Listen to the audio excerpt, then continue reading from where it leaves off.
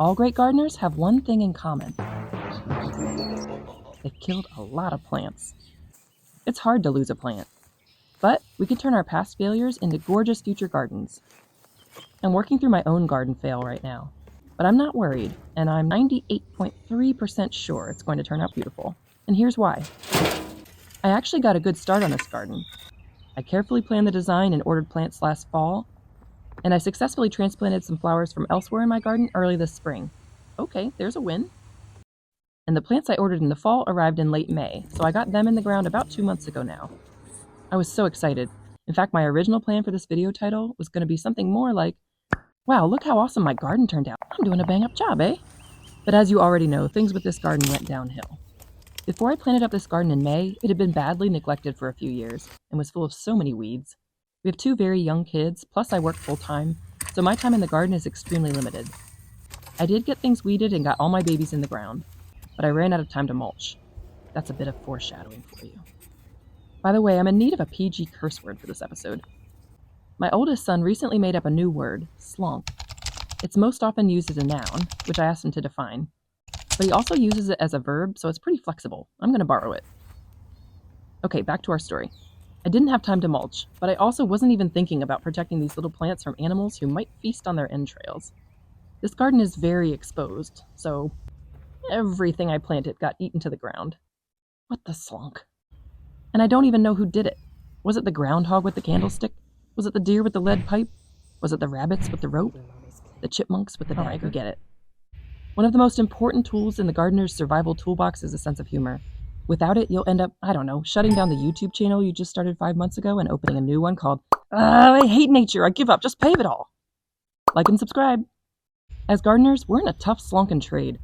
We're trying to make outdoor art installations out of living things, many of which happen to be very delicious, all while contending with weather extremes and all kinds of other chaos. There will be casualties, and we can't beat ourselves up over it. One of the things that makes it extra painful to lose plants is the cost. We sometimes lose a lot of money to our failed experiments. One way to make this a little easier to digest is to find ways to reduce cost. That way we won't beat ourselves up so much. I have a separate video on some ideas for how to save money. I'll link that in the description. So at this point, my babies are still alive, but I need to stop this slonkin' massacre. I checked the price online for some covers to protect my plants. What? $27 for one? I need like 15 of these things. I should have guessed anything called a cloche was going to be expensive. These cloches are really just glorified chicken wire, and I have some chicken wire left over from another project, so here we go. I watched a video where a guy built these easy cages and then just secured them to the ground using bamboo stakes. I'm trying to reduce my consumption, so I looked on Facebook Marketplace and actually found someone giving away bamboo stakes just a few miles from my house. My husband did me a favor and went to pick some up for me, and oh, they meant like bamboo. Alrighty. Of course I forgot to take video of me stripping the bamboo and building the wire cages, but I found some stock footage online that shows roughly what it was like. I got everything caged, and finally the all-you-can-eat buffet was over. But you might recall I never mulched this garden.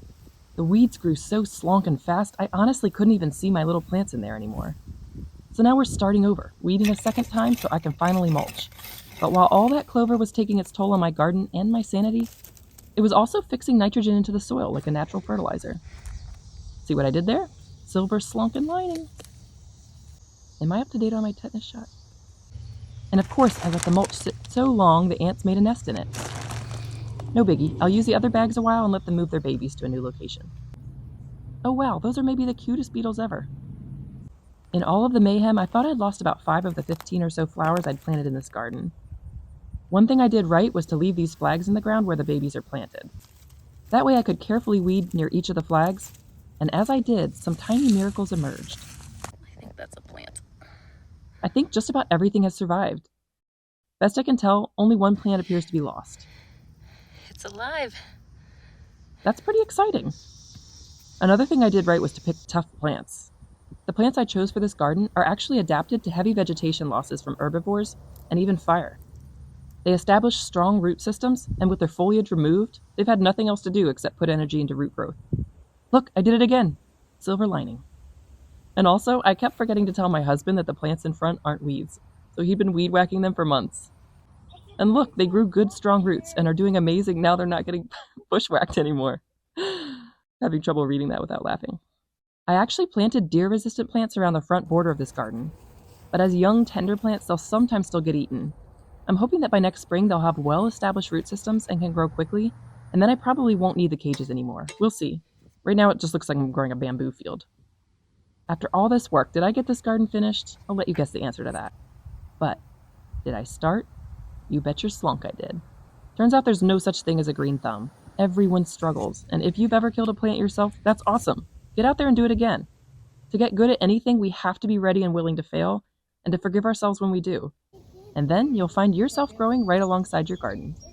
I have another really tough site along my driveway that now has a garden I actually got mostly right. To check that out, watch this video next. We need to mulch. I've been in the mudding.